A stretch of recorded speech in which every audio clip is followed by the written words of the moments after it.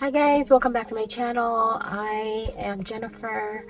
Thank you for being here. I wanted to let you guys know I turned 40 a few months ago in July. I've been through so much and I wanted to talk about how I learned to not be ashamed of my faith anymore. I used to be really ashamed of my faith, to tell my friends that I believe in God, because a lot of my friends were non-believers or they believed in something else, and I always felt like God was a secret. Somehow, I don't know why, but I've always kept that a secret. I've always and if they asked, I would say, if my friends asked, I would say, yeah, I go to church sometimes, but I'm not like a super religious person, just so I'd feel more accepted by them in case they're a non-believer. And I found faith again in my darkest times, when things were just the worst in my life, when I had nobody, when nobody cared about me, everyone was after me. I felt like I was betrayed by my family, friends. I had pretty much nobody left in my life that I could trust, that I could count on. That was when I didn't feel the love from anybody, not even my own family, not even from the person who brought me into this life, that I still felt the love of God. I still felt that God was there for me. And that was when I realized, I've forgotten about God this whole time, that I've been chasing after the superficial things in life, after the money, the lifestyle, the friends, just hanging out with certain people, living the life. And I forgot my faith. I forgot all about my whole being, pretty much, because my faith was what got me through everything that I've experienced in life. And to think that I've completely forgotten about God. But during my darkest moments in life, I had nobody to turn to but myself. God was there with me, and He protected me through everything. He guided me on a different path in discovering myself again, and knowing who is there for me, who I should trust, who has my best interest at heart. And that has never made my faith so clear. My faith has never been more clear, more powerful, and I've never had such, I don't know, but I felt like I've never trusted in God so much in my life than when I was at my lowest. I just felt so alone, but even though I was so alone with no one to turn to, there He was. He was always there with me. He was there to protect me, to guide me. And even though people were hurting me, even those closest to me, God was always there telling me, you know what? This is a test of your resilience and your faith in me. And I want you to not become like them. Not to let yourself turn into your enemy, to those that hurt you. And to keep your faith, because the true measure of a man is not in how we treat those that love us, not in how we treat those that are good to us, but the measure of a man is in how we treat those who can do absolutely no good to us. And he said that is the true test of your faith in my love. And I want you to show people the true power of God's love. And I didn't understand for a while, but he said, if you can show them love and show them kindness, even though they're doing all these things to you, then that is seeing me in them. So in order to love those that hurt you, you have to see God in them. Because loving them, loving others, loving your enemies is loving God, because you can see God in them. God is in all of us. And if they're the ones throwing rocks at you, throwing stones at you, hurting you, yet they're the ones going to church, preaching about God's love, preaching about doing the right thing, yet they're the very people that hurt you, then I'd rather not go to church. Because I would go to church and these same people were the ones after me. And God said you can still worship me at home, where it's safe. And you can show them that it takes a lot more to be nice to people that hurt you, to your enemies,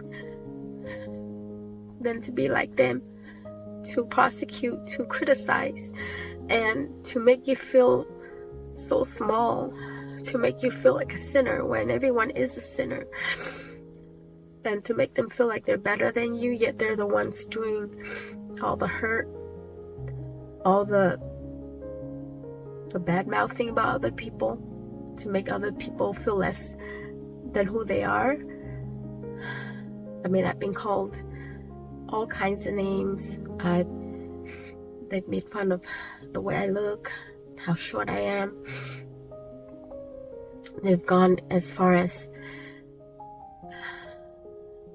invading my privacy, releasing photos of me that, I have no makeup on. I have, photos before surgery for the world to see and to laugh at, and to throw shade on my name, throw shade on the way I look and everything. Call me a racist, when if you've asked anybody that knows me, I've been called a racist to African Americans. And if you've asked any of my African American friends, I have one of my best friends is African American. I've known her for more than 10 years. I've never been disrespectful to her. I've never showed her any form of racism. If I've been anything at all, I've been racist to my own self, because I don't treat myself nicely. I don't think of myself the way I should. I'm very, very harsh on myself. But any of those people that I know, that I've worked with, that I've hung out with, had a relationship, I've never been racist to them at all. I mean, I've treated them with kindness. I try to pick up shifts for them, show them, do anything I can to make their lives a little bit easier, to bring joy to their face. Like if they said they had to pick up their kids and they needed me to work for them, I would come in and work. If they needed a day off because they had to do something, I would try to pick up the shift, so that anything to make people happy. And I would do this for everyone, not just my African American friends, but I have my own family members. I would put them before myself. Any type of friends at all. Like I said, my regular friends, and any friends that were of a different faith, who didn't believe in God, just to make sure that they're, that they like me, that I don't offend them. I don't even reveal, my faith to them. And I think that was one of my biggest regrets, is not being firmly rooted in my faith, to stand up and say, you know, this is what I believe in, this is who I believe in. I mean, even my house, I don't even have a statue of God or even a picture or a painting, because I'm afraid that, you know, people might come in and see what I believe in and might not accept me for my belief.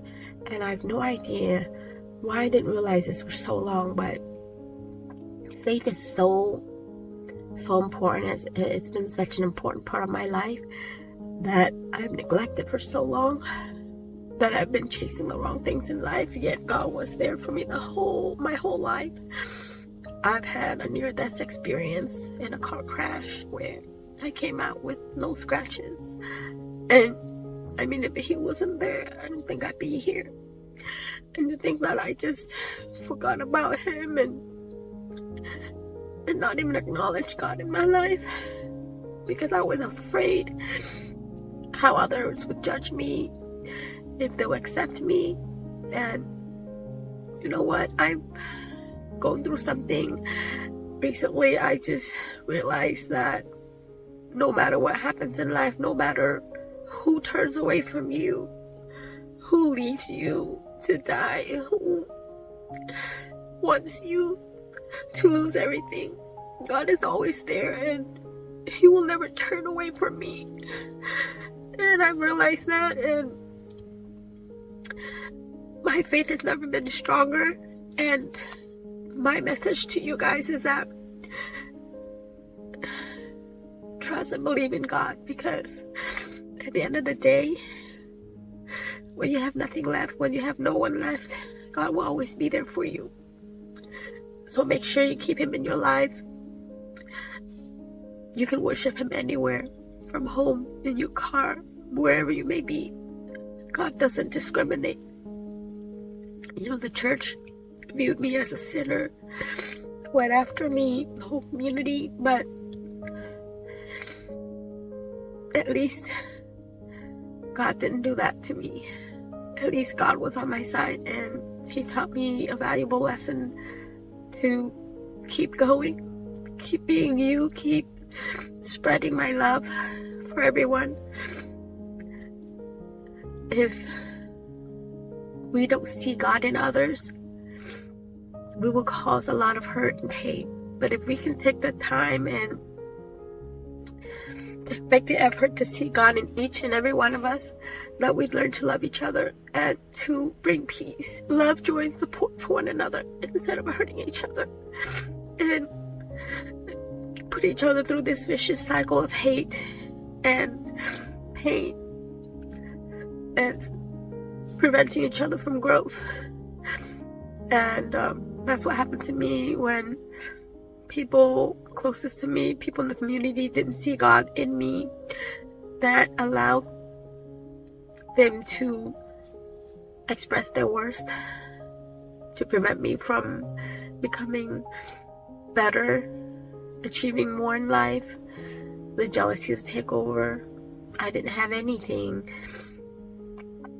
I mean, I had enough, but it wasn't anything to be jealous of or hatred or express hatred toward. But when you are unable to see God in people, that's what happens. You just let those feelings of envy, jealousy, when it's not even worth your energy. Instead of focusing on others, we should just focus on ourselves. The only time we should focus on others is helping them, supporting them, helping them grow, to become better, to build a better community. And then I've never had this much faith in God than I do now. And I just want to spread that message, let you guys know that if you are in a position in life, in a moment in your life where you have forgotten about God, let's take a moment to just acknowledge his presence, to appreciate what he's done for you. And if you hate someone or haven't been able to forgive someone else, take the time to see God in them, because once you see God's love in them and you see God in them, you will find that love that will conquer all. all hatred, all jealousy, all envy, so that we can all live in peace and harmony together. So I will see you guys next time, and keep supporting each other, keep loving each other, because through God's love, anything's possible. Take care.